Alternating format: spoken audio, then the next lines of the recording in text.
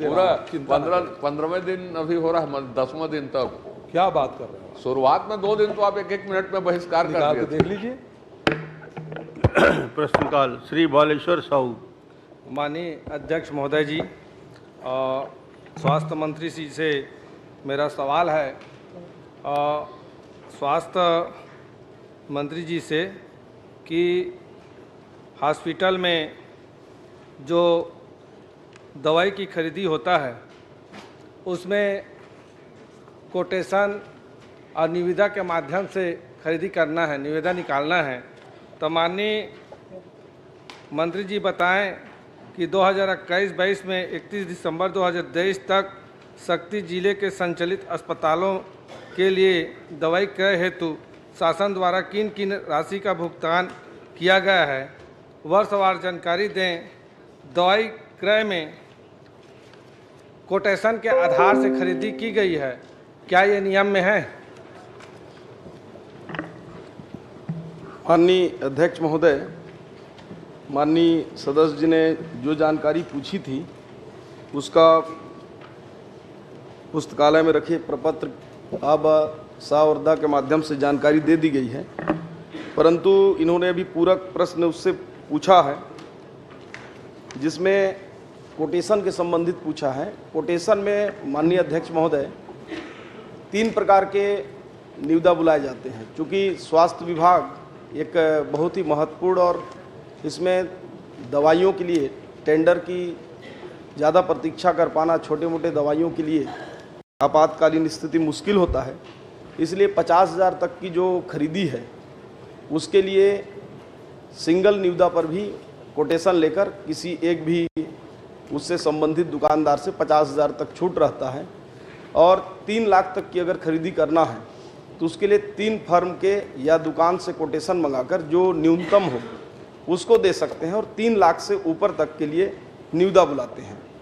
चूँकि 50,000 और 3 लाख में विज्ञापन वगैरह की प्रक्रिया नहीं करते हैं क्योंकि उसमें खर्चे ज़्यादा आते हैं, नहीं तो वैसे ही हो जाएगा जिसे कल सदस्य लोग बता रहे थे कि वो 2 करोड़ में 80 लाख रुपया का DPR बनाने का खर्चा हो गया, तो इसे विज्ञापन में निकल जाएगा 50,000 में 25,000। माननीय मंत्री जी, अगर निविदा निकालने में दिक्कत जाती है, समस्या ऐसे भी अस्पताल और दम तोड़ रहे हैं, दवाई के कमी से रिफर सेंटर बन चुका है, तो मैं आपसे मांग करना चाह रहा हूँ इस निविदा को या तो ख़त्म करिए या CMHO को अनुमति दीजिए कि 2 लाख 3 लाख की जो दवाई है वो अपने स्तर से खरीदी कर सके। जी माननीय अध्यक्ष महोदय, मैंने पहले ही कहा है कि 50,000 तक CMHO को अधिकार है, वो सिंगल निविदा पर भी, सिंगल कोटेशन पर भी वो खरीद सकता है तत्काल में। और अगर 50,000 से ऊपर खरीदना है 3 लाख तक, तो 3 लाख तक वो 3 दुकानदारों से या फर्म से वो कोटेशन मंगाएगा, जो उसका न्यूनतम होगा उसको सेम डेट में ही निराकरण करके खरीद सकता है। मंत्री महोदय जी, 50,000 तक का जो नियम है, लेकिन हमारे CMHO ने 2-2 ढाई लाख का दवाई वो बिना निविदा के खरीदी की है। तो मैं ये आपसे मांगना चाह रहा हूँ, अस्पताल है, मरीजों की समस्या है, 24 घंटा अस्पताल चलना रहता है और निविदा की जो प्रक्रिया है बहुत कठिन है, तो आप उनको 2 लाख 3 लाख तक का उनका जो 50,000 है उसको बढ़ा के 2 लाख या 3 लाख कर दीजिए, उनको आसानी होगा। हमारे पास हॉस्पिटल में स्टॉक रहेगा, दवाई की कोई कमी नहीं रहेगा। 3 लाख तक माननीय अध्यक्ष महोदय वो टेंडर नहीं लगाना है, वो कोटेशन में चाहे तो 15 मिनट में भी आसपास दुकानदार रहते हैं, तीनों का रेट मंगा के वो खरीद सकते हैं। उसके लिए उनको पहले से ही भंडार क्रय नियम में उनको छूट है, वो लोग ऐसा कर सकते हैं। और माननीय मंत्री जी से भी हॉस्पिटल संबंधित है और जयपुर विधानसभा में उप स्वास्थ्य केंद्र का बहुत काम है और हमारे पास तो कम से कम 10 से 15 मांग आया है, लेकिन मैं 3-4 मांग अपना करना चाह रहा हूँ। उप स्वास्थ्य केंद्र एक सरवानी, ठठारी और सिंदरस और मलदा के लिए घोषणा कर दे कि हमारे क्षेत्र में भी उप स्वास्थ्य केंद्र बन जाए ताकि मरीजों को भी सुविधा मिले। और कहीं ये जो रिफर सेंटर बना हुआ है उसमें भी हम ये कहना चाह रहे हैं कि जो मरीज़ तत्कालीन में आते हैं तो एक्सरे और सोनोग्राफी के लिए भी आप व्यवस्था का प्रावधान करिए, ताकि और हमारे मरीज जो प्राइवेट अस्पताल में अपन गरीबी और स्थिति खराब होने के कारण इलाज ठीक ढंग से नहीं करा पाते और मरीज दम तोड़ देते हैं, तो ये व्यवस्था हमारे सरकारी अस्पतालों में और हमारे क्षेत्र में ही हो जाए तो बहुत ही सुविधाजनक होगा। और ये जो सरवानी और ठठारी और सेंद्रस मलदा के लिए उप स्वास्थ्य केंद्र का जो मैं मांग किया हूँ, तो माननीय मंत्री महोदय जी आप घोषणा कर देते तो क्षेत्र में बहुत खुशी की बात होता है। माननीय अध्यक्ष महोदय, वैसे प्रश्न से उद्भूत नहीं है, फिर भी माननीय सदस्य ने चिंता की है, स्वास्थ्य का मामला है, इसलिए उसको आपका जो भी आपने मांग किया है उसको दिखवा लूंगा। मेरी जिम्मेदारी ठीक। निश्चित। धन्यवाद आपको, बहुत बहुत श्री गुरु बधाई। खुशवंत साहेब, श्री कुंवर सिंह निषाद। माननीय अध्यक्ष महोदय, हमार देश में लगभग 1652 मातृभाषा है। अपन अपन जगह में सबके बढ़िया महत्व है। छत्तीसगढ़ी भाषा के सबले बड़े विशेषता कि जतका हिंदी के लगतियाँ हैं उतका कोनो भाषा नहीं है, दोनों में बहुत फर्क दिखते। छत्तीसगढ़ के व्याकरण और साहित्य के भंडार है। छत्तीसगढ़ में हाना और जलौला के विकट आनंद है। माननीय अध्यक्ष महोदय, मैं एक ठन प्रश्न करे हूँ माननीय हमारे स्कूल शिक्षा मंत्री से कि छत्तीसगढ़ में छत्तीसगढ़ी भाषा ला राजभाषा के दर्जा देवर 2007 में 8वीं अनुसूची सूची में शामिल करे पर यहाँ ले प्रस्ताव भेजे गए हैं और 2013 ले लगातार हमार छत्तीसगढ़िया भाई मन छत्तीसगढ़ी में पढ़ाई करे लगभग 11 साल हो गए हैं, तो उकर मन बर ये छत्तीसगढ़ी भाषा में कैसे व्यवस्था करन, जिन माननीय मंत्री जी अभी घोषणा करे कि 33,000 शिक्षक के भर्ती करबो, तो का छत्तीसगढ़ी भाषा जिन पढ़ाई कर चुके हैं ऐसा हमार नौजवान साथी मन बर यही में व्यवस्था करे जाए का, ये मोर प्रश्न है माननीय अध्यक्ष महोदय आपके माध्यम से माननीय मंत्री जी से। माननीय अध्यक्ष महोदय, हमर निषाद जी अच्छा प्रश्न पूछे हैं। हमार काबर की छत्तीसगढ़ के लिपि नहीं है। हमार मन छत्तीसगढ़ में दूसरी और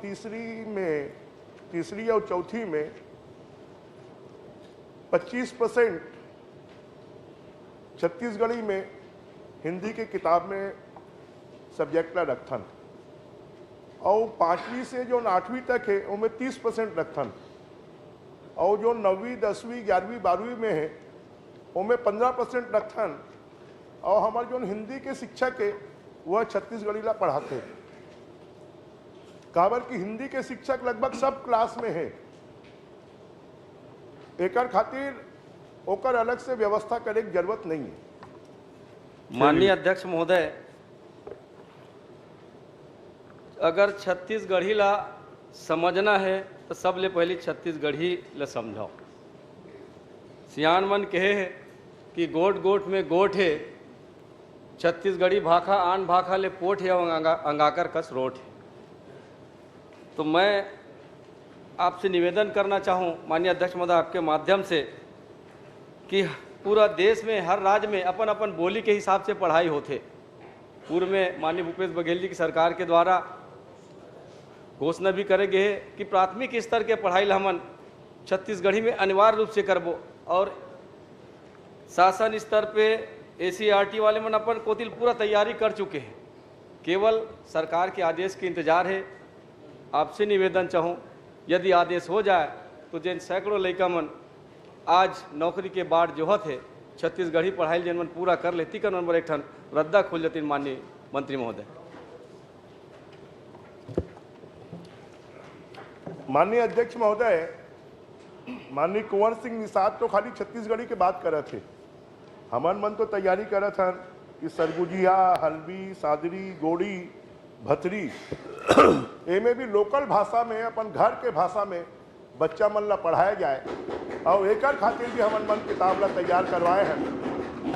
और आने वाला समय में हमार कोशिश है कि हमारे यहाँ जोन एमए हिंदी के जोन छात्र मने ओकर संख्या बहुत कम है, मुश्किल से पूरा प्रदेश में 200-300 हो ही, 350-400 का है। तो ओकर भी एडजस्ट करे बर वो मतलब भर्ती में शामिल करे बर हमन मन ये साल के नियम में परिवर्तन करत हन। माननीय अध्यक्ष जी, माननीय- आज माननीय सदस्य को बड़ी चिंता हो रही है।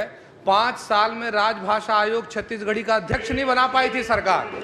मैं अभी राजभाषा में नहीं जाता अनुज भाई, मैं अभी जाता हूँ। चिंता है बात है कि हमारे जिन छत्तीसगढ़ी बोली के माननीय मंत्री जी की हिन मैं बात से सहमत हूँ कि हमार राज्य में अलग अलग प्रकार के बोली बोले जाते क्षेत्र के हिसाब से।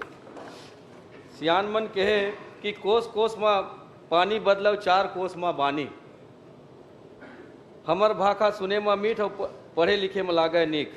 निश्चित ही छत्तीसगढ़िया जिन बोली है चातराज दुर्ग संभाग देखा, रायपुर और ये बिलासपुर संभाग में तो लगभग शासन के रिकॉर्ड के आधार पे माननीय अध्यक्ष महोदय कि 65.83% छत्तीसगढ़ी बोली मन के है, 9.38% सरगुजिया वाले मन के है, 4.19% हल्बी के है, 3.97% सादरी के है और दंतेवाड़ा साइड जिन गोंडी बोले जाते तेकर 2.33 है और बस्तर डार जिन बोले जाते तेकर 1.73 है, उड़िया 1.74 और भतरी 1.04। तो कहीं ना कहीं छत्तीसगढ़ी बोली के ज़्यादा प्रभाव पूरा छत्तीसगढ़ में, जैसे हल्बी के गोंडी के आप सॉफ्टवेयर के बात करे हो तो छत्तीसगढ़ी के भी काबर एकर व्याकरण अतका ज़्यादा है कि बहुत अकन जिन हमार साहित्यकार मन जिन छत्तीसगढ़ के विधा से जुड़े हैं, जिन मन बड़कन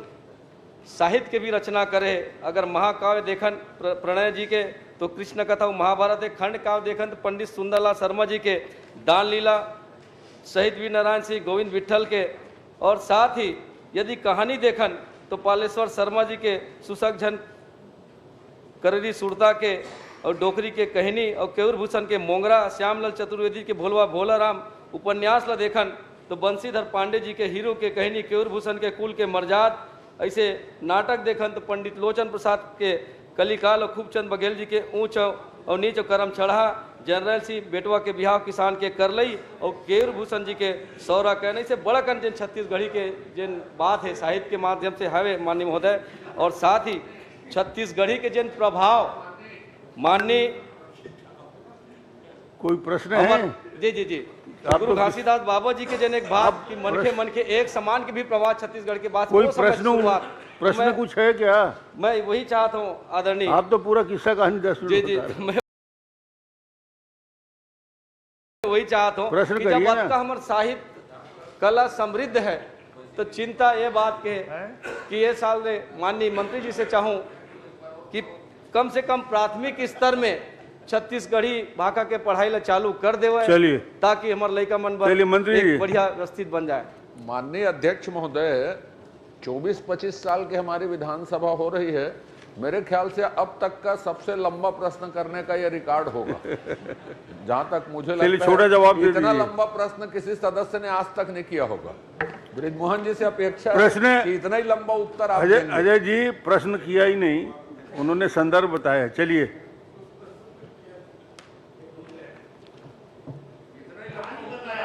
माननीय मैं तो पूछूं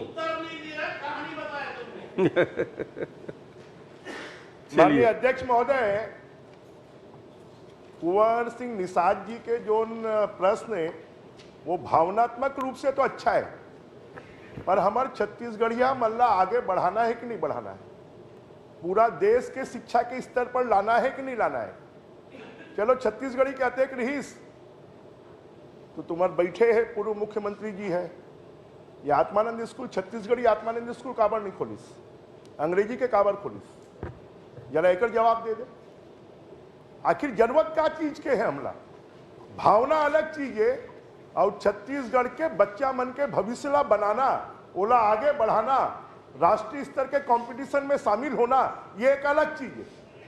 तोर भावना से मैं भी सहमत हूं, परंतु आज के समय पे अगर हमला अंतर्राष्ट्रीय राष्ट्रीय स्तर पर कंपटीशन में शामिल होना है तो जो ये देश के जरूरत है ओकर हमला शिक्षा दे बर पड़ी। चलिए और मैं अध्यक्ष महोदय माननीय अध्यक्ष महोदय, माननीय कुंवर सिंह निषाद जी है जो बात में बोला थे, पहली बार तुमन मन 5 साल में छत्तीसगढ़ी करे हो, कुछ नहीं करे हो।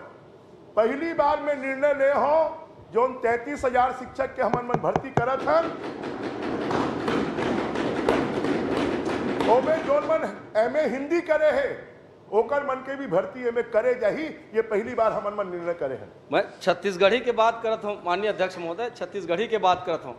एमे भावना के बात नहीं है, छत्तीसगढ़िया मन के बोली के सम्मान के बात है, भावना अलग चीज है। माननीय मंत्री महोदय, माननीय मंत्री जी, यदि एक सेकंड, माननीय मंत्री जी, जब तक छत्तीसगढ़ी 8वीं अनुसूची में नहीं जुड़ेगी, हम उसको कुछ भी कर लें राष्ट्रीय स्तर पर, किसी दूसरे प्रदेश में मान्यता नहीं मिलेगी। तो पहला तो जरूरी है कि हम सब मिलकर उसको 8वीं अनुसूची में जोड़वाने के लिए प्रयत्न करें। चलिए ठीक, भूपेश जी हो गया। महोदय, माननीय मंत्री जी ने कुंवर सिंह निषाद के प्रश्न के उत्तर में कहा कि इसमें भर्ती करेंगे और जो हिंदी में जिन्होंने डिग्री ली है उसमें भर्ती करेंगे, जबकि इसके मूल प्रश्न ख में आप देखेंगे बहुत सारे छात्र हैं, छात्र छात्राएं हैं, वो छत्तीसगढ़ी में डिग्री हासिल कर लिए हैं। जब डिग्री हासिल कर लिए हैं और छत्तीसगढ़ी में पढ़ाई आप करा रहे हैं, प्राथमिक में, मिडिल में, हाई स्कूल में है, तो जब डिग्री आप हायर एजुकेशन में है और उन्होंने डिग्री ले ली है, कम से कम उन लोगों को भी मौका मिलना चाहिए। आप 33,000 छात्र छात्राओं की भर्ती कर रहे हैं, अच्छी बात है, लेकिन जो छत्तीसगढ़ी में जिन्होंने डिग्री, मास्टर डिग्री हासिल कर ली है, उनको भी अवसर मिलना चाहिए। मूल प्रश्न है, इसमें आप बताएं, क्योंकि आपने हिंदी के बारे में बताया, छत्तीसगढ़ी के बारे में नहीं बताया। माननीय अध्यक्ष महोदय, जो एमए छत्तीसगढ़ी करे है वो मल्ला भी एमए भर्ती करे जाही, यही बात मैं हिंदी बोल दे रहे हो, तो मैं भर्ती व्यास कश्यप जी। माननीय अध्यक्ष महोदय, वही बात रही, आप हिंदी के होता हम थोड़ी की असमंजस में पड़ गए मान नहीं तो हम पढ़ गए रहे ना।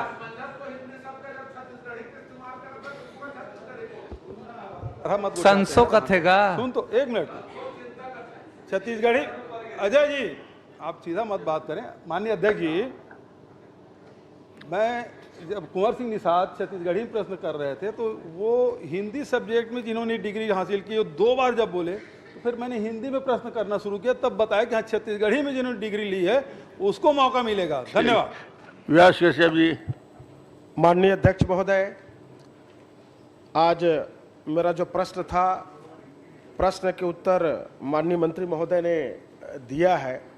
इस उत्तर पे कुछ ऐसे विषय हैं जो राज्य सरकार ने ऐसे निर्माणों पर रोक लगाने की बात की है, पर मेरे क्षेत्र में ऐसे बहुत सारे काम हैं जो कि अप्रारंभिक स्तर पर है या निविदा हो चुकी है। ऐसे काम चूँकि स्वास्थ्य के विषय है और यह स्वास्थ्य के विषय छत्तीसगढ़ मेडिकल कॉरपोरेशन के द्वारा निर्माण एजेंसी है, इसके अंतर्गत NHM, राष्ट्रीय स्वास्थ्य मिशन या केंद्र प्रवर्तित योजना के अंतर्गत आता है। क्या माननीय महोदय, मंत्री महोदय से आग्रह करूंगा कि इस विषय पर इन कामों को रोकने की बात थोड़ी होगी। चलिए बताइए। माननीय अध्यक्ष महोदय, माननीय सदस्य ने जो जानकारी चाहिए थी वो पुस्तकालय में जो प्रपत्र अ, ब, स एवं द का माध्यम से दी गई है, लेकिन इन्होंने जो कार्य हैं उनके बारे में डिटेल से पूछा और डिटेल से पूरी जानकारी दिया गया है, लेकिन ऐसा कोई काम पर्टिकुलर बता दें, कोई काम को रोका गया है विभाग के द्वारा? नहीं, अभी वर्तमान में रोका नहीं गया है, परंतु अभी वर्तमान सरकार के द्वारा ऐसा है कि भाई जो काम है वो सब काम नहीं होंगे निरस्ती की स्तर पर। अगर ऐसी बात होगी तो स्वास्थ्य की चिंता की विषय है। कम से कम केंद्र सरकार और राज्य सरकार के 15वें वित्त आयोग से, NHRM से या केंद्र प्रवर्तित योजना की जो राशि आई है उस राशि का सही सदुपयोग हो और स्वास्थ्य की चिंता के लिए मैं यह विषय रख रहा हूं। माननीय अध्यक्ष महोदय, जो CGMSC हमारी स्वास्थ्य विभाग का निर्माण एजेंसी और टेंडर करने की हमारी एजेंसी है, उसके माध्यम से जो भी काम टेंडर किए गए हैं, जिनके निविदा हो चुके हैं, L1 आ चुके हैं, जिनके वर्क आर्डर हो चुके हैं, वो सभी काम प्रारंभ है। वो कुछ काम ऐसे जगहों में जिनमें ज़मीन की समस्या है या भूमि का आवंटन नहीं हो पाए, वैसी काम रुके हैं। कोई काम रोका नहीं गया है, सभी काम चलेंगे। चलिए। नहीं, माननीय अध्यक्ष महोदय, मैं चाहूँगा कि चूंकि अब हम वहाँ के जनप्रतिनिधि हो गए, भूमि दिलाने की भी व्यवस्था हम करेंगे। कृपा करके जितने स्वीकृति है उसकी स्वीकृति दे दे। और एक विषय और है महोदय कि प्रपत्र सब पे आया है कि प्रथम श्रेणी, द्वितीय श्रेणी, तृतीय श्रेणी और चतुर्थ श्रेणी के जो स्वीकृत पद हैं, और वर्तमान में स्वीकृत पद में अभी भी लगभग 39 पद रिक्त हैं। कम से कम रिक्तियों की भर्ती समय सीमा पर हो जाए ताकि बेरोजगारों को लाभ भी हो और स्वास्थ्य की भी चिंता हमारी है। जी माननीय अध्यक्ष महोदय, वैसे इनके जांजगीर चांपा विधानसभा में जो रिक्त पद है कम ही है। हमारे पास जो प्रथम श्रेणी के हैं वो रिक्त पद ज़्यादा हैं। उसके लिए हम लोगों ने PSC को भी लिखा है और अभी कुछ पद जो है प्रक्रिया में भर्ती में है। और जैसे जैसे हम लोग अभी भर्ती करते जाएंगे, रिक्त पद कम होगा और जल्द से जल्द इसको, हमारी प्रक्रियाधीन है भर्ती प्रक्रिया, उसको जल्द ही करेंगे। माननीय अध्यक्ष महोदय, एक विशेष, चूंकि मोदी की गारंटी में यह बात का भी उल्लेख है कि प्रत्येक लोकसभा या प्रत्येक जिला मुख्यालयों पर मेडिकल कॉलेज की स्थापना होगी। 2 वर्ष पूर्व भी मेडिकल कॉलेज के विषय में माननीय पूर्व मुख्यमंत्री हमारे आदरणीय भूपेश बघेल जी की भी घोषणा वहां पे हो चुकी है। स्थल भी चिन्हांकित हो गया है और स्थल चिन्हांकित के बाद अफसर भी नियुक्त हो गए हैं। मैं चाहूंगा कि ये प्रश्न उद्भूत नहीं होता है, नहीं, ठीक, अलग से पूछ लीजिए। श्रीमती हर्षिता स्वामी बघेल। माननीय अध्यक्ष महोदय, मेरा सवाल माननीय शिक्षा मंत्री महोदय से है। यह बताने की कृपा करेंगे आप कि डोंगरगढ़ विधानसभा क्षेत्र में जनवरी 2021 से 15 जनवरी 2024 तक जिला शिक्षा अधिकारी अथवा विकास खंड शिक्षा अधिकारी को किन किन मदों से राशि प्राप्त हुई है? प्राप्त राशि का उपयोग कितने कार्यों के लिए किया गया है? क्या प्राप्त राशि का व्यय किसी प्रकार की खरीदी के लिए किया गया है? यदि हाँ, तो क्रय करने का माध्यम क्या था? किन नियमों के तहत? माननीय सदस्य पहली बार जीत के आए हैं, उनसे विशेष आग्रह है कि जो छपे हुए प्रश्न हैं उसको हूबहू पढ़ने की जरूरत नहीं है। इससे जो प्रश्न उद्भूत होता है तो आपके जो चाहते हैं वो इस पर सामने आएगा, क्योंकि लिखित जवाब आ गया है। मैं रोक नहीं रहा हूँ, आपको बताने का प्रयास कर रहा हूँ कि उससे जो प्रश्न उद्भूत होता है वो करेंगे तो आपकी समस्या का समाधान जल्दी निकलेगा। माननीय महोदय जी, माननीय अध्यक्ष महोदय, कल मैंने इसीलिए शॉर्ट में बताया था, लेकिन आज इस प्रश्न को पढ़ने का मेरा उद्देश्य ये था कि इसमें मैंने मदवार जानकारी चाहिए थी। चलिए पूछ लीजिए। माननीय शिक्षा मंत्री जी, मेरे द्वारा प्रश्न किया गया था डोंगरगढ़ विधानसभा क्षेत्र के लिए, जिसमें मैंने शिक्षा अधिकारी द्वारा की गई खरीदी की जानकारी मदवार मांगी गई थी, जिसमें आपने माध्यम ई मानक और निविदा संविदा के खरीदी की ही दी गई है, बाकी की जानकारी नहीं है। चलिए मंत्री जी।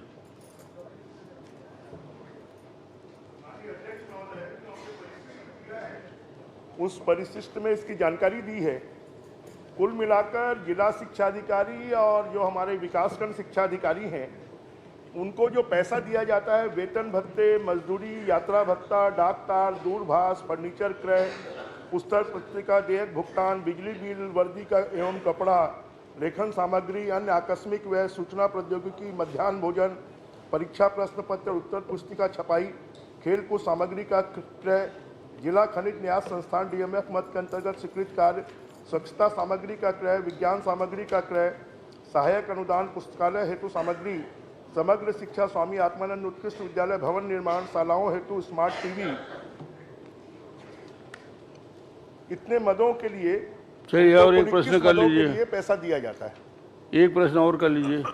माननीय अध्यक्ष महोदय जी, 1 जनवरी 2021 से 31 मार्च 2021 तक मैंने कार्यालयीन व्यय का आंकड़ा मांगा था। उसमें उन्होंने पहले 16 लाख बताया, बाद में अभी हमको सूचना मिली कि 32,95,114 रुपये और 2021-22 में 28,61,150 65 रुपये और 2023-24 में 15 जनवरी तक 15,14,707 रुपये का व्यय किया गया। माननीय मंत्री जी 2021 से 15 जनवरी 2024 तक 80,64,462 रुपये का व्यय किया गया। माननीय अध्यक्ष महोदय जी, ऐसा कैसा कार्य किया गया कि सिर्फ इसकी जो विभागीय जानकारी है हम लोगों को सही जानकारी नहीं दी जा रही है। और मैं और एक क्वेश्चन आपसे बताना चाहूँगी, जिसमें आपने बताया है उसमें आपने ये नहीं बताया कि स्टेशनरी, झाड़ू, बाल्टी, ये सारी चीज़ की व्यवस्था, जो छोटे छोटे उपकरण है, छोटे छोटे काम है, उसके लिए 2,34,71,153 व्यय हुआ है, जिसमें छोटे छोटे सामग्री ही लिए गए और उसकी कोई रूपरेखा नहीं है।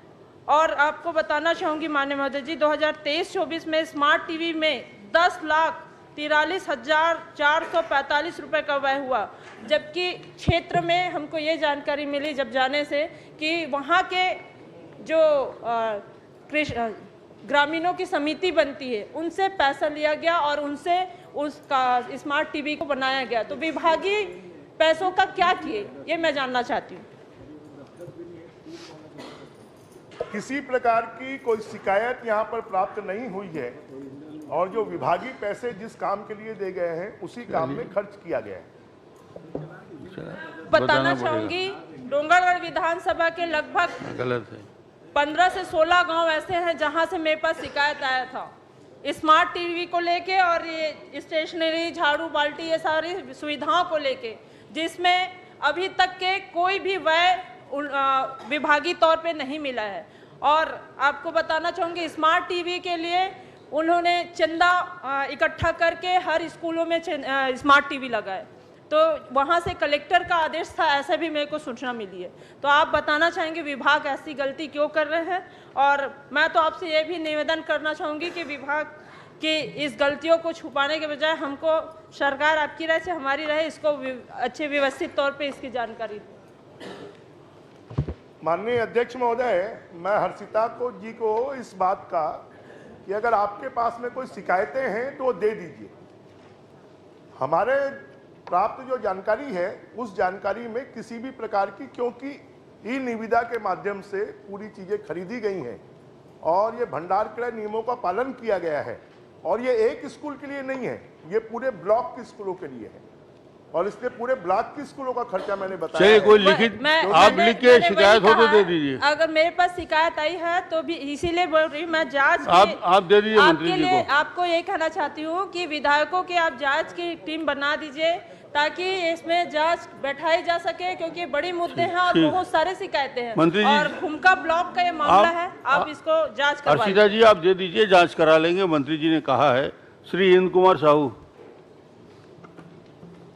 माननीय अध्यक्ष महोदय जी, मैं आपके माध्यम से जानना चाहता हूं कि मोरभनपुर विधानसभा क्षेत्र में जो मंत्री जी है उत्तरदेह है, ये में ग्रामवार स्वीकृत पद के साथ साथ रिक्त पद के जानकारी मांगे रहे हैं, मगर ये में परिशिष्ट 3 में ग्रामवार जो जानकारी दे गए है उसमें केवल कार्यरत पद की जानकारी है। वो गाँव में कतका पद रिक्त है कर जानकारी परिशिष्ट में दर्ज नहीं है। तो क्या मैं मंत्री जी से जानना चाहता हूं कि ग्रामवार जानकारी दी। माननीय अध्यक्ष महोदय, माननीय सदस्य ने अपने प्रश्न में केवल जो स्वीकृत पद हैं उनकी जानकारी इन्होंने मांगी है। यदि रिक्त पद की पूरे स्थानवार जानकारी आपको चाहिए तो मैं अलग से आपको उपलब्ध करा दूंगा। चलिए अगला प्रश्न। अच्छा, यही भी दूसरा प्रश्न है कि ये में स्वास्थ्य विभाग के डॉक्टर और कर्मचारी जो अपन मूल पदस्थापना से अन्य हॉस्पिटल में पदस्थ है, मोरभनपुर विधानसभा में जानकारी है 267 पद के विरुद्ध 222 कर्मचारी कार्यरत, 45 रिक्त है। ऊपर अतिरिक्त करीब 27 व्यक्ति आज भी हॉस्पिटल वन से दूसरा हॉस्पिटल में कार्यरत। तो क्या ये में संलग्नीकरण के कोई नियम है? इला बताए कि कृपा करें।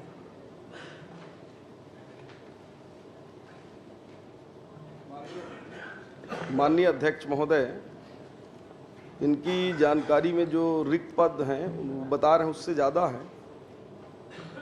हम लोग 17 पदों पर अभी जो ग्रामीण स्वास्थ्य संयोजक पुरुष हैं वो उसको दावा आपत्ति की स्थिति में आ गए हैं, उसको कर रहे हैं। 78 पद NHM से भर रहे हैं। और जो संलग्नीकरण की इन्होंने बात कही है, कुछ ऐसे आवश्यक सेवाएं होते हैं जिनको संलग्न करना पड़ता है। जैसे माना एयरपोर्ट में एक डॉक्टर वहाँ अटैच है, उसी प्रकार से ग्रामीण चिकित्सा सहायक माना एयरपोर्ट में है, शहरी प्राथमिक स्वास्थ्य केंद्र काशी नगर में है, शहरी प्राथमिक स्वास्थ्य केंद्र मठपुरैना रायपुर में है, और पंडित जवाहरलाल नेहरू स्मृति मेडिकल कॉलेज में एक कर्मचारी उसमें अटैच हैं। इस प्रकार से ये 5 कर्मचारी मेरी जानकारी में अटैच हैं। माननीय अध्यक्ष महोदय जी, मैं मंत्री जी से जानना चाहता हूं कि मोर नया पारा सामुदायिक स्वास्थ्य केंद्र जो नगर पालिका है, वहां 3 डॉक्टर अभी भी 2015 से 18 से 3 डॉक्टर अनुपस्थित है, और ये में करीब 4 कर्मचारी अभी भी दूसरा जगह संलग्न है, और सामुदायिक स्वास्थ्य केंद्र में डॉक्टर के अभाव के कारण वहाँ बहुत तकलीफ है। इनकी समस्या ये है कि संलग्नीकरण की वजह से हाँ। चिकित्सक जो दूसरे स्थान पे संलग्न हैं, क्या उनको मूल स्थान में भेजेंगे? यही चाहते हैं ना आप? जी। आप बता दीजिए इसमें। माननीय अध्यक्ष महोदय, मैं जिस दिन पदभार संभाला उसके पहले ही दिन मैंने विभाग को निर्देश दिया है कि सभी संलग्नीकरण समाप्त कर दिए जाए। चलिए, आपका काम हो जाएगा। और हमने इसके बहुत कड़ाई से पालन करने हेतु पूरे प्रदेश बस में यही प्रश्न है उनका। श्री रिकेश सेन के स्थान में श्री अनुज शर्मा।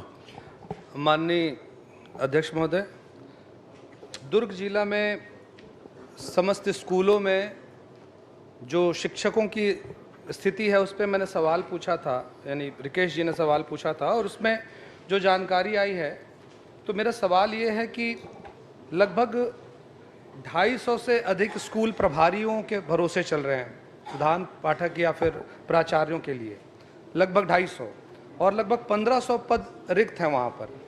तो मैं माननीय मंत्री जी से जानना चाहता हूँ कि ये प्रभारियों के भरोसे जो स्कूल चल रही है उसमें कितने ऐसे प्रभारी हैं या कितने ऐसे शिक्षक हैं जिनका प्रमोशन ड्यू है और उनका उन पदों पे प्रमोशन नहीं हो पाया है?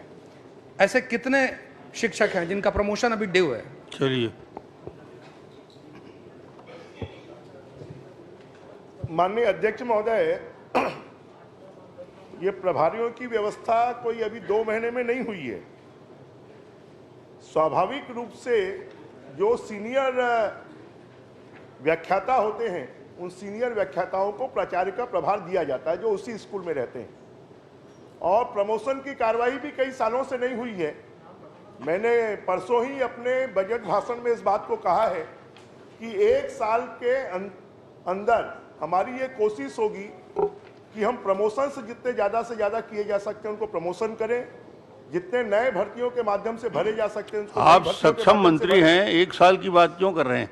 आप बोलिए 6 महीने के अंदर इस सारे पदों को भरा जाएगा। नहीं माननीय, क्योंकि वर्षों से पेंडिंग है। नहीं माननीय, इसको आगे बढ़ाना जरूरी हो गया है। माननीय अध्यक्ष महोदय, आपका आदेश शिरोधार्य है, परंतु मैं आपको बताऊं, लगभग 2.5 लाख हमारे पास में शिक्षक हैं, और जो अलग अलग स्तर के शिक्षक हैं। बहुत से शिक्षकों की तो लगभग 50,000 से ज्यादा ऐसे शिक्षक हैं जिनकी सीआरई हमको नहीं मिल रही है, और इसलिए ये कठिनाई है।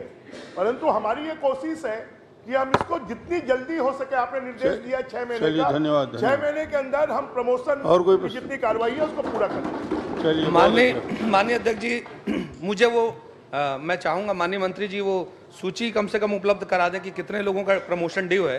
दूसरी चीज़ ये थी माननीय मंत्री जी कि इसकी वैकल्पिक व्यवस्था क्या हो सकती है, क्योंकि बहुत चिंता का विषय है कि अगर 1500 शिक्षकों का अभाव है एक ही जिले में, तो जब तक ये 1500 पद खाली है कहीं ना कहीं बच्चों की शिक्षा प्रभावित होगी। तो इसके लिए क्या वैकल्पिक व्यवस्था की जा रही है विभाग के द्वारा, कृपया मंत्री जी अवगत कराएंगे।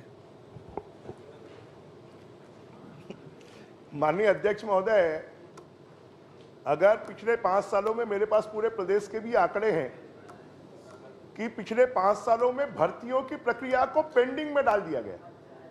अभी भी पिछले 5 सालों में जो भर्ती की गई उसमें से 4000 से ज्यादा शिक्षकों को अपॉइंटमेंट नहीं दिया गया। हम उनको अपॉइंटमेंट दे रहे हैं और वैकल्पिक व्यवस्था हम कर रहे हैं कि वहाँ पर अतिथि शिक्षक के माध्यम से और शिक्षा मित्र के माध्यम से वहाँ पर बच्चों की पढ़ाई को किसी भी प्रकार से कोई दिक्कत नहीं हो, और हम जल्द से जल्द, शायद प्रदेश का सबसे बड़ा भर्ती का मामला है कि हम 33,000 शिक्षकों की भर्ती करने जा रहे हैं और उसकी प्रक्रिया हमने प्रारंभ कर दी है। चलिए, तो हमारी ये कोशिश है कि अगले 1 साल में हम अधिकांश शिक्षकों की पूर्ति कर दें और जो बचे हुए शिक्षक हैं उनकी भी भर्ती हम जल्द से जल्द कर लेंगे। माननीय अध्यक्ष जी, बस वो मैं समय सीमा अगर कुछ तय कर दे माननीय मंत्री जी। 1 साल बोल दिया ना। 1 साल, ठीक।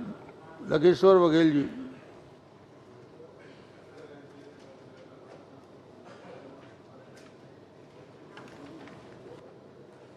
अध्यक्ष महोदय,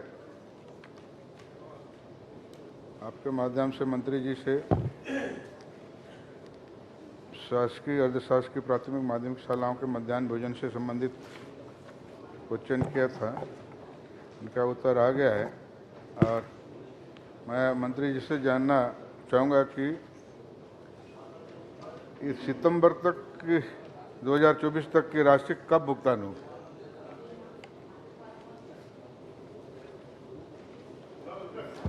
जी, कब तक? माननीय अध्यक्ष महोदय, क्योंकि ये 60% केंद्र सरकार से 40% राज्य सरकार का होता है और हमने बस्तर क्षेत्र में अक्टूबर तक की राशि तो पहुंचा दी है, वो भी हमारी सरकार आने के बाद हमने पहुंचाई है, और नवंबर की राशि भी 2-4 दिनों में, नवंबर दिसंबर की राशि भी 2-4 दिनों के अंदर में रिलीज हो जाएगी और वहां तक दिसंबर जनवरी नवंबर दिसंबर जनवरी कब तक हो जाएगी?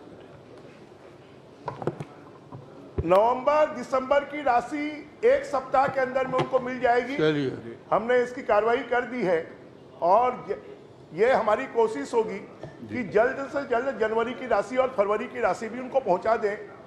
माननीय अध्यक्ष महोदय, अब हमने निर्णय लिया है कि मध्याह्न भोजन को, क्योंकि पूरे देश ने और सुप्रीम कोर्ट ने भी प्रायोरिटी पे लिया है, तो हमने एक पत्र जारी किया है।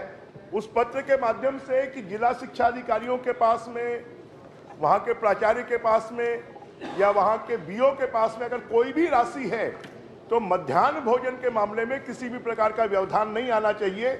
उस राशि से उसका पेमेंट कर दें, बाद में विभाग के द्वारा उनको उपलब्ध करवा दी जाएगी। चलिए, ठीक। आने वाले रसोईया, उनके भी कम वेतन मिलता है, 18-2000 रुपया के अंदर मिलता है, उनका भी समय पे भुगतान नहीं होता। अभी भी उन लोगों का भुगतान हुआ नहीं है, तो अब उनका भी भुगतान कब तक हो जाएगा? जैसा मैंने रसोइयों के बारे में कहा है, सेम स्थिति वहाँ के मध्याह्न भोजन बनाने वालों की भी है, तो उनकी भी जो स्थिति है यही है। उनको भी राशि नवंबर दिसंबर की राशि 1 सप्ताह में मिल जाएगी। चलिए, बहुत अच्छा। और आशाराम जनवरी की नेताम राशि भी जी, हम जल्द भुगतान करवा देंगे। Thank you. आशाराम नेताम। अध्यक्ष महोदय जी, क्या लोक स्वास्थ्य मंत्री महोदय यह बताने की कृपा करेंगे कि मेडिकल वेस्ट निष्पादन हेतु क्या व्यवस्था की गई है कांकेर जिला में? माननीय अध्यक्ष महोदय, बायो मेडिकल निष्पादन हेतु 2 प्रकार की प्रक्रिया की जाती है। एक तो जो रुई है, कपड़े हैं, मानव अंग है, ब्लड है इत्यादि के लिए डीप पिट बनाए जाते हैं, 2 मीटर बाई 2 मीटर के गड्ढे करके उसको करते हैं। और दूसरा एक कम गहरा होता है, उसको बोलते हैं शार्प पिट, जिसमें नुकीली सुई वगैरह इस टाइप के हार्ड चीज़ों को डालते हैं कि लोगों को लगे ना। उसमें वो बंद रहता है, केवल उसको डालने भर का उसमें स्थान रहता है। तो इस प्रकार से हमारे सभी हॉस्पिटलों में हैं। लेकिन माननीय सदस्य जो जानना चाह रहे हैं, ये इनके प्रश्न में जो था, बायोमेडिकल वेस्ट के निष्पादन के लिए जो इंसिनरेटर की स्थापना के संदर्भ में, उसकी स्थापना कांकेर जिले के किसी भी शासकीय एवं निजी चिकित्सालयों में नहीं है। उसके लिए एनजीटी के द्वारा खुद ही ये लगाए जाते हैं। और अभी कोंडा गांव में ये अपने एनजीटी ने लगाने का निर्णय लिया है, जो छत्तीसगढ़ पर्यावरण संरक्षण बोर्ड है, और उसके माध्यम से ही उसका निपटान होता है। ये शासकीय भी पूछ रहे हैं और प्राइवेट भी पूछ रहे हैं, दोनों चिकित्सालय में इंसिनेटर के बात पूछ रहे हैं, उसकी कुछ जानकारी है आपके हाँ, पास? मेरे पास शासकीय की भी जानकारी है, प्राइवेट का भी है। निजी चिकित्सकों में भी इंसिनरेटर, मूल प्रश्न ये है। ये इंसिनरेटर जो है किसी भी उस जिले में शासकीय में है ना प्राइवेट में नहीं है। चलिए आगे बस करिए। नहीं तो बायोमेडिकल वेस्ट जो निष्पादन हेतु शासन के एनजीटी का क्या निर्देश है? माननीय अध्यक्ष महोदय, एनजीटी का निर्देश इनको दिया हुआ है, बोले तो मैं पढ़ देता हूँ, आधा घंटा लगेगा पढ़ने में, रखा हुआ। चलिए उनको उपलब्ध करा दीजिए। ये पूरे निर्देश को पढ़ें तो ठीक है, उनको उपलब्ध करा दें आप। श्री किरण देव। माननीय अध्यक्ष महोदय, हमारा छत्तीसगढ़ वैसे भी अपनी सांस्कृतिक धरोहर और परंपरा, मेला मड़ई उत्सव के नाम से पूरे देश में जाना जाता है। आपके माध्यम से आदरणीय मंत्री महोदय बृजमोहन अग्रवाल जी से इसी संदर्भ में यह प्रश्न कि माननीय मंत्री महोदय कृपया यह बताने की कृपा करेंगे, और ये बस्तर संभाग को लेकर स्पेसिफिक, कि बस्तर संभाग वैसे भी मेला मड़ई पूजा यात्रा विधान इस तरीके की परंपराओं को समेटे हुए वर्ष भर ये कार्य होते हैं, सांस्कृतिक पारंपरिक पूजा संबंधित। बस्तर संभाग के अंतर्गत ऐसे कितने मेला मड़ई और यात्रा पूजा विधान में हमारे शासकीय मत से या शासन के द्वारा अनुदान प्राप्त संचालित दिया जाता है, और ये वर्ष 2021 से आज पर्यंत तक की ये जानकारी के संबंध में प्रश्न है माननीय मंत्री महोदय से। मंत्री जी।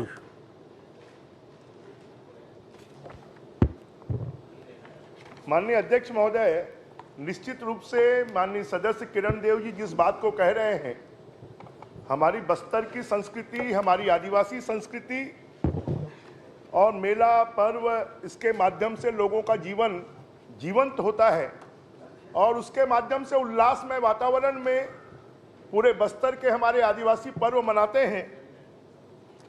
और मैं आपको बताऊं कि जब आप मुख्यमंत्री थे तभी हमने पहली बार इन सब उत्सवों के लिए पैसा देने शुरू किए। पहले तो इन उत्सवों को कोई पैसा मिलता ही नहीं था। और माननीय किरण देव जी ने जो पूछा है, इनको 21-22 में 1,25,50,000, 22-23 में 1,65,45,000, 23-24 में 58,95,000 रुपये उपलब्ध करवाया गया है। मैंने उसकी लिस्ट भी दी है। मुख्य रूप से यहाँ पर गोंचा पर्व, चित्रकोट महोत्सव और साथ में रामाराम मेला, ये 3 मेले प्रमुख रूप से होते हैं।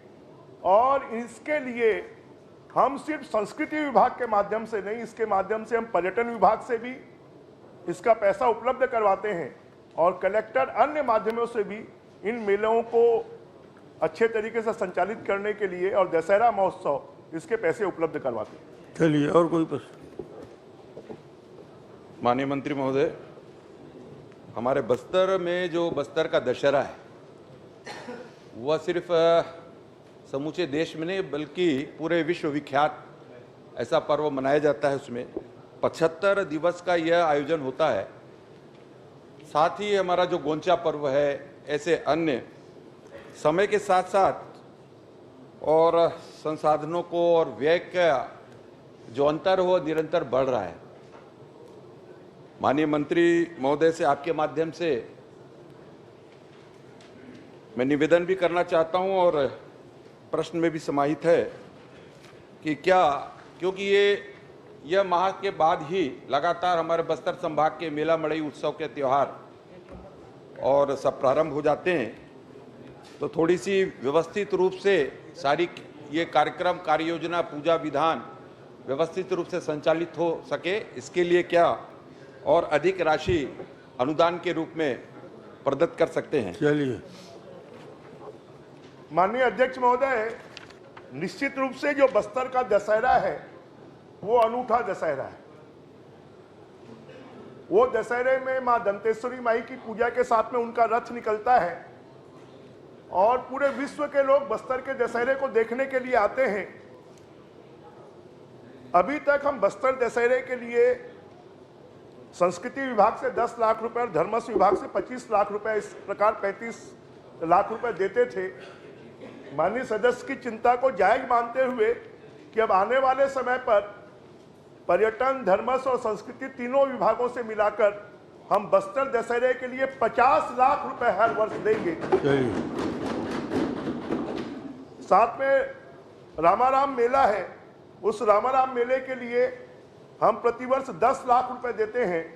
पर्यटन और संस्कृति विभाग दोनों के माध्यम से हम इसको भी अब हर वर्ष बढ़ाकर 15 लाख रुपए देंगे और गोंचा पर्व के लिए 3 लाख रुपए दिया जाता है, उसको भी हम बढ़ाकर 5 लाख रुपए देंगे और चित्रकूट महोत्सव के लिए भी 10 लाख रुपए के स्थान पर अब हम 15 लाख रुपए देंगे। बहुत अच्छा। ये सदस्य की चिंता को ठीक, बहुत बहुत धन्यवाद मंत्री। चलिए आप प्रश्न करिए।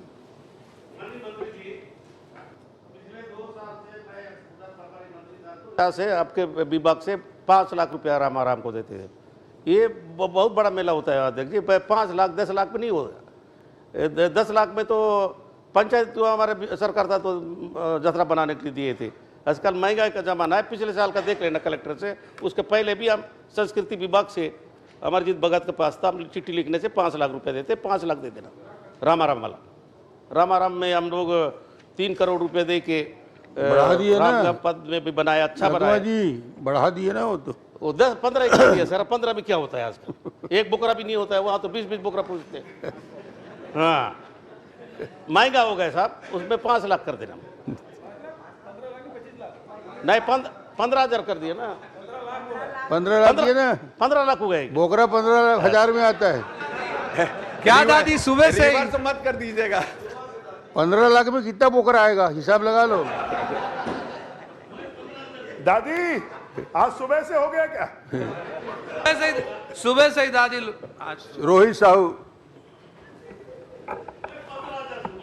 माननीय अध्यक्ष महोदय, मेरा दादी का होता तब है जब वो धमतरी रूपते हैं तब। हाँ, माननीय अध्यक्ष महोदय, मेरा प्रश्न हम सबके जीवन से जुड़े बहुत ही महत्वपूर्ण विभाग का है।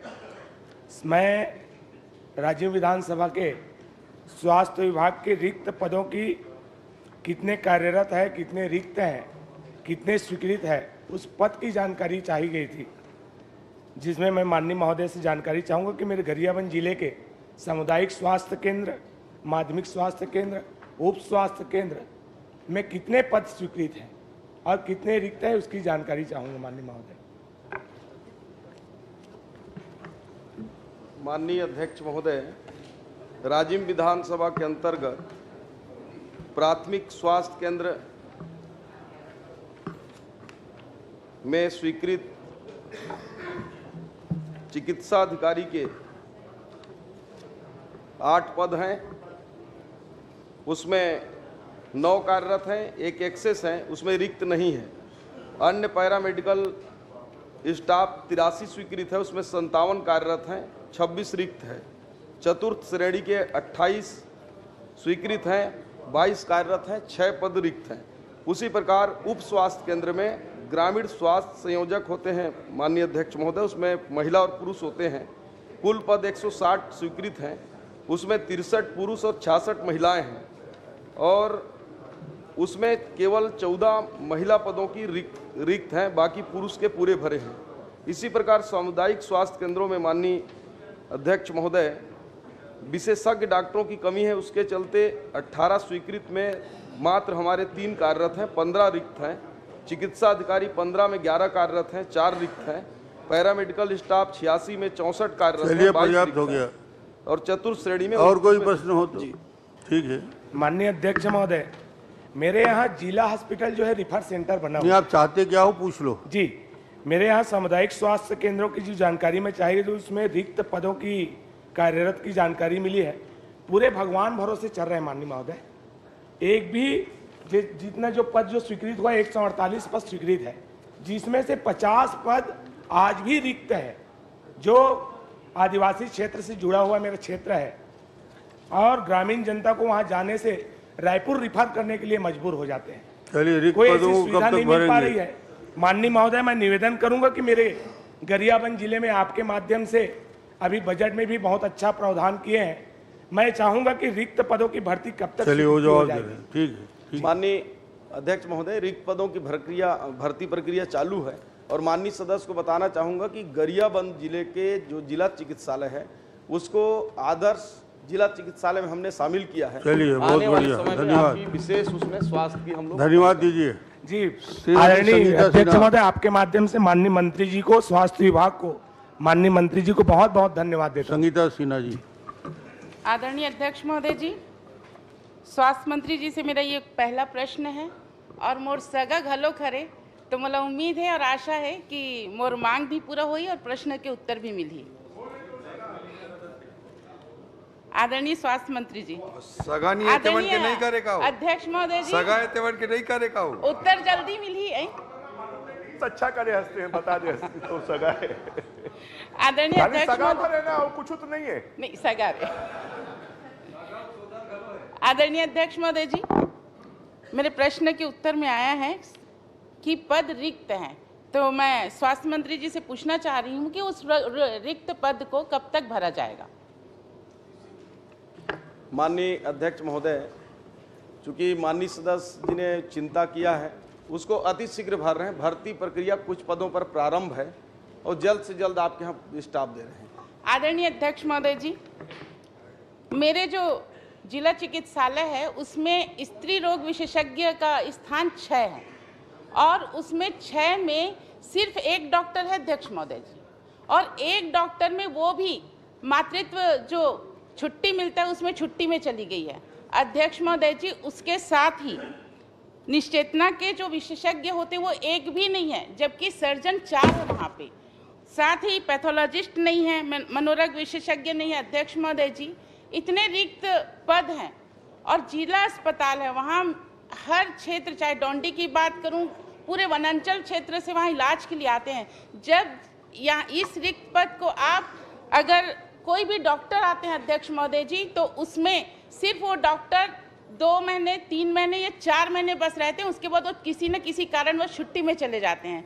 तो मेरा ये स्वास्थ्य मंत्री जी से मांग है कि अगर कोई नियुक्ति में कोई आते हैं तो उस नियुक्ति के में नियमों में या उसके जो भी आपके अनुसार जो वहाँ रहते हैं वहाँ पे किस तरीके से आप उसमें कार्य योजना बनाएंगे या उसमें परिवर्तन करेंगे कि वहाँ कोई भी डॉक्टर आते हैं तो किसी कारण से डॉक्टर बाहर कैसे न जाए। आएंगे बता दीजिए। चलिए। माननीय अध्यक्ष महोदय, सदस्य ने जो चिंता किया है वो एकदम जायज है और पूरे प्रदेश में विशेषज्ञ डॉक्टरों की जो मांग के अनुरूप आपूर्ति के लिए हमारे पास संख्या बहुत कम है। हम लोग लगातार प्रयास कर रहे हैं माननीय अध्यक्ष महोदय, जहां भी डॉक्टर मिलते हैं विशेषज्ञ, उनको 24 आवर में हम लोग NHM से भर्ती कर लेते हैं और उसके टॉपअप अमाउंट के लिए जिला के कलेक्टरों को भी हमने निर्देश दिया है कि उनको अच्छी हो। अगर आपके नॉलेज में कहीं भी ऐसे डॉक्टर दिखते हैं तो मुझे बताइए, मैं 24 आवर में उनकी नियुक्ति करा दूंगा। ये सदन में घोषणा कर रहा हूँ। आदरणीय अध्यक्ष महोदय जी, ये जिला चिकित्सालय है, यहाँ पे कम से कम स्त्री रोग विशेषज्ञ, शिशु रोग विशेषज्ञ और जो ऑपरेशन करते हैं, डिलीवरी केस आता है अध्यक्ष महोदय जी, रात को आता है और वहाँ रात को रिफर किया जाता है। कहीं पे मृत्यु भी हो चुकी है डिलीवरी केस वालों की।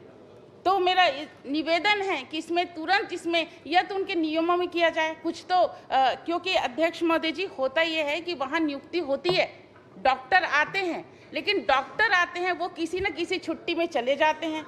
वहाँ पे डॉक्टर की नियुक्ति होती है और ये आज की समस्या नहीं है अध्यक्ष महोदय जी, बरसों की समस्या है। और ये सिर्फ संजारी बालोद की बात नहीं, छत्तीसगढ़ राज्य के हर राज्य की बात कर रही हूँ, जो हर क्षेत्र की बात कर रही हूँ। यहाँ ये है, आते डॉक्टर जरूर हैं, वो आते हैं और अपना प्राइवेट क्लिनिक खोल के वहाँ इलाज करते हैं, लेकिन वो जिला चिकित्सालय में नहीं बैठते। चलिए, प्रश्न तो उनके लिए कोई नियमों में कुछ परिवर्तन करेंगे कि 2 साल तक कंटिन्यू रहे या 3 साल तक कंटिन्यू रहे। ठीक है, ठीक है। माननीय अध्यक्ष महोदय, हमारे पास अभी अप्रैल महीने में जो पीजी कंप्लीट करते हैं उसमें बॉन्ड डॉक्टर आ रहे हैं, उसमें आपका जो महिला और निश्चेतना विशेषज्ञ हैं उनकी नियुक्ति हम उसमें कर देंगे। चलिए, बहुत अच्छा। श्रीमती उदयेश्वरी पैकरा जी। धन्यवाद अध्यक्ष महोदय जी। पैकरा जी। आदरणीय अध्यक्ष महोदय, मैं शिक्षा से जुड़ी हुई सवाल करना चाहती हूँ और मैं आदरणीय मंत्री जी से पूछना चाहती हूँ कि हमारे बलरामपुर ज़िले में जो स्कूल शिक्षा माध्यमिक, पूर्व माध्यमिक, हाई स्कूल और हायर सेकेंडरी स्कूल जर्जर है और भवन विहीन है और अहाता विहीन है, इसके बारे में मैं जानकारी पूछना चाहूँगी और मंत्री महोदय को कहना चाहूँगी कि जिस तरह से आपने 33,000 शिक्षकों का नियुक्ति के लिए यहाँ पर बजट में प्रावधान किया है, तो यहाँ हमारे बलरामपुर ज़िले में जो शिक्षक विहीन है, तो हमारे बच्चों को भी, जो पढ़ाई करने वाले बच्चों को भी शिक्षक की ज़रूरत है और जो भवन विहीन है। आज हमारे बलरामपुर ज़िले के बच्चे पेड़ के नीचे में बैठ कर के पढ़ रहे हैं। छोटा प्रश्न करिए, समय कम है, प्रश्न करिए। किराए में बैठ के पढ़ाई कर रहे हैं, तो मैं मंत्री महोदय से पूछना चाहूंगी कि ये भवन विहीन है, ये भवन कब तक बन जाएगा? इनका प्रश्न बहुत साफ है, जर्जर और भवन विहीन स्कूलों को कब तक निर्माण करेंगे, बस इतना ही पूछ रही है ना। चलिए, बैठ जाइए।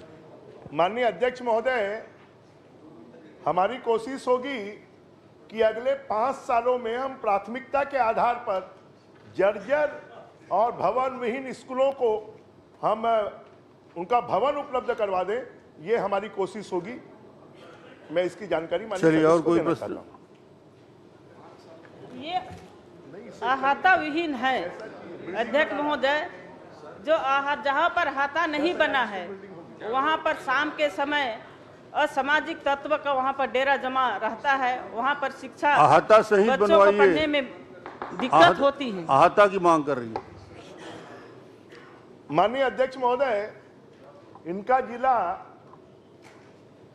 खनिज की दृष्टि से बहुत सक्षम जिला है। मैं तो चाहूंगा कि शासन की तरफ से भी और बाकी लोग भी कि हमारी ऐसी स्कूलों के लिए CSR मद से और खनिज मद से, क्योंकि स्कूलों का लगभग 60,000 स्कूलें हैं, 60 लाख बच्चे हैं और लंबे समय से उसकी चिंता नहीं की गई है, और इसलिए आने वाले समय में हम CSR मद से, खनिज मद से, स्कूल शिक्षा विभाग के मद से स्कूलों को इस लायक बनाया जाए कि बच्चे वहां पर ठीक से बैठकर पढ़ सकें। चाहे वो बिल्डिंग बनाने की बात हो, चाहे वो जर्जर बिल्डिंग बनाने की बात हो, चाहे फिर अहाते की बात हो, हम इसको पूरा करने की। प्रदेश की बात मत करें, कम से कम सिद्धेश्वरी जी ने जो पूछा है उसके जिले में कम, उसके विधानसभा कम से कम घोषणा कर दो आप। ऐसा है, हो गया टाइम। हाँ, बोल दीजिए। अपने क्षेत्र में सड़क बनवा ली। अरे ठीक है, उसके में कर दो ना भाई। 5 साल का आश्वासन दे रहे हैं, उसके में कर दो कम से कम घोषणा। खाली एक जिले की चिंता नहीं है, पूरे प्रदेश। अरे अभी घोषणा कर दी सिद्धेश्वरी जी का, और इसलिए मैंने कहा है कि अगले 5 सालों में विधानसभा कर दीजिए। अगले वो भी आपके पक्ष के हैं, उसके हाथ कर दो। अगले 5 सालों में हम पूरे स्कूलों की बिल्डिंग बन जाए, उनके अहाता बन जाए और जर्जर स्कूलों की बिल्डिंग की रिपेयर हो जाए। प्रश्नकाल समाप्त।